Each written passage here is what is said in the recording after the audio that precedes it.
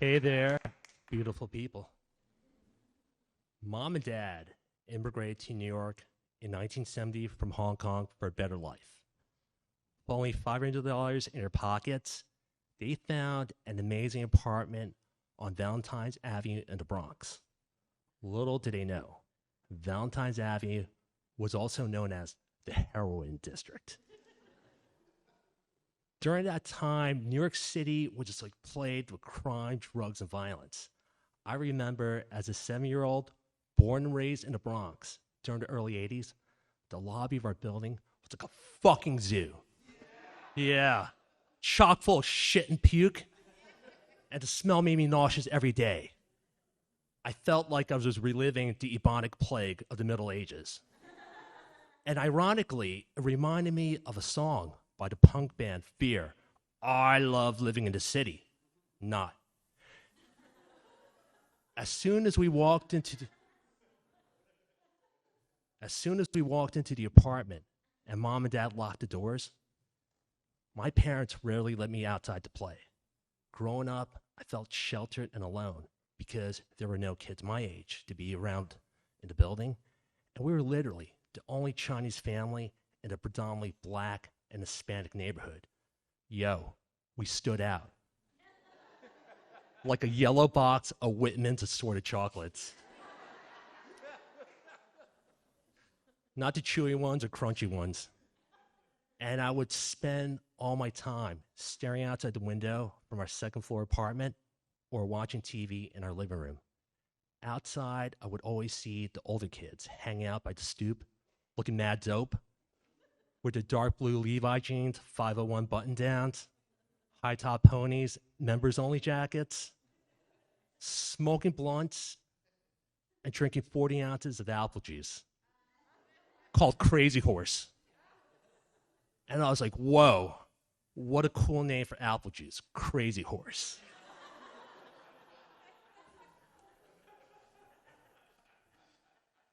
I really wish Mom bought me that brand. But when you're 7, beggars can't be choosers, and I guess I gotta settle for Mott's instead.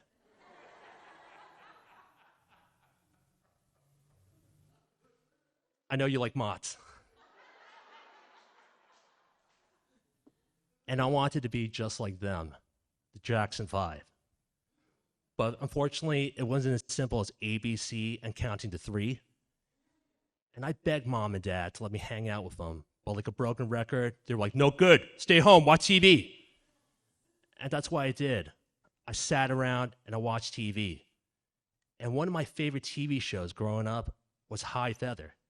It was a TV series back in the early 80s on PBS. It was about a bunch of white kids that go to summer camp. Oh my God, I got so fascinated watching these kids just get out of the bus, jump into the lake, swim like guppies, and sing Kumbaya over a campfire and roast hot dogs. That shit was mad ill.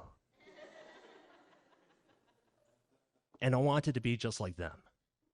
And one day, I walked up to Mom, like, Mommy, can you take me camping, please? She's like, okay. So she goes to the bedroom. She takes out this king-size bed sheet from the dresser drawer. She pitches this huge tent in our living room. We order Chinese takeout and watch Silver Spoons.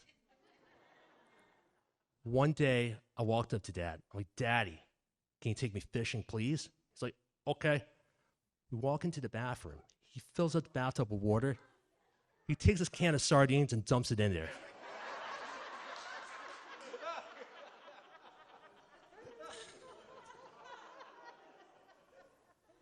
It literally felt like I was playing the Hudson River, but it was actually my bathtub.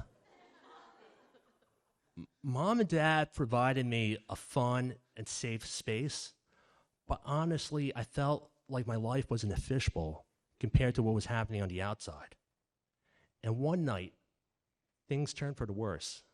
I remember I was around 8 years old. It was close to midnight. I'm standing in the kitchen with my mom, and I hear someone approach the front door of our apartment and put the key in the lock. But what was odd was the key did not turn. So my mom walks up to the door and stares through the peephole, and it's my dad. And she's like, what's going on? You can't open the door? and I hear footsteps marching towards the door. And it's getting faster and faster. And suddenly, I hear my mom scream, "Oh my God!" And on the other side of the door, I hear someone scream, "Give me your money, I'll cut your throat, you fucking chink!" And all I hear is fists echoing throughout the hall of the building, and the floors are squeaky. It's almost like watching one of those Starsky and Hutch TV episodes, but you don't see anything on TV. And my mom is staring through that peephole in fear. The noises were brief. However, the trauma lasted a lifetime. After I heard that key turn in the lock, my dad rushes into the apartment and slams the door shut.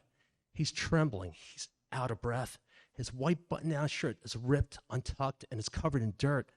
And I see him holding his fist in his hand.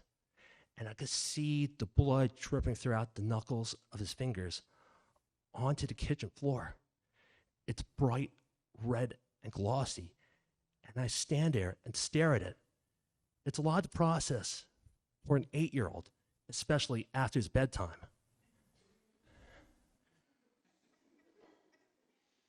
And I hear my mom yell, "David, go back to sleep, don't make trouble," as my mom wrapped up my dad's hand up with a kitchen towel. After that incident, my gung, which is my grandfather, gave my parents his entire life savings in cash to put a down payment on a house. My gung was not just my grandfather, he was like a loan officer.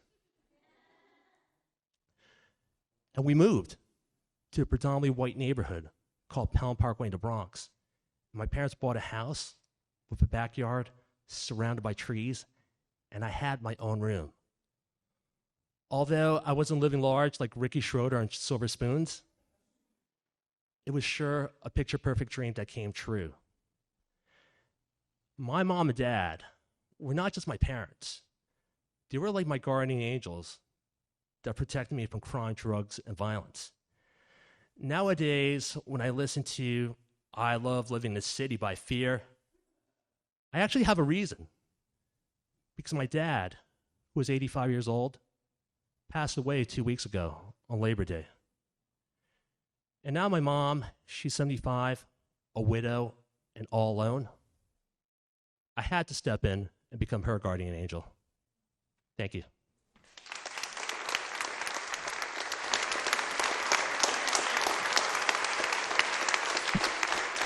David Hu, everyone.